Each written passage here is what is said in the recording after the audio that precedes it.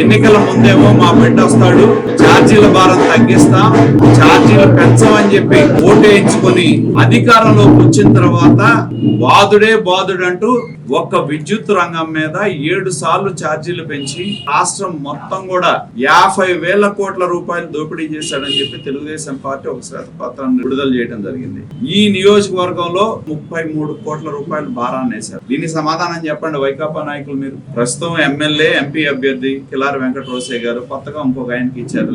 33 కోట్ల రూపాయలు ప్రజల మీద భారం వేసి మీకు ఓటు అడిగే నైతిక అర్హత ఎక్కడదని చెప్పి మేము ప్రశ్నిస్తా ఉన్నాం. ఎప్పుడూ లేని విధంగా కరెంటుకి ప్రభుత్వ పథకాలకి సంబంధం లేదు. అటువంటిది ఇవాళ కరెంటుకి ప్రభుత్వ పథకాలకి సంబంధాన్ని ఏర్పాటు చేసి 300 యూనిట్లు పైగా కాలిస్తే ప్రభుత్వ పథకాలు కట్ అంటూ వేల మంది పేదవాళ్ళకి రేషన్ కార్డులు పథకాలు ఆపేశారు. ఎన్నికల ముందు చెప్పారా మీరు 300 యూనిట్ల కంటే కాలిస్తే మేము పథకాలు తీసేస్తామని చెప్పారా?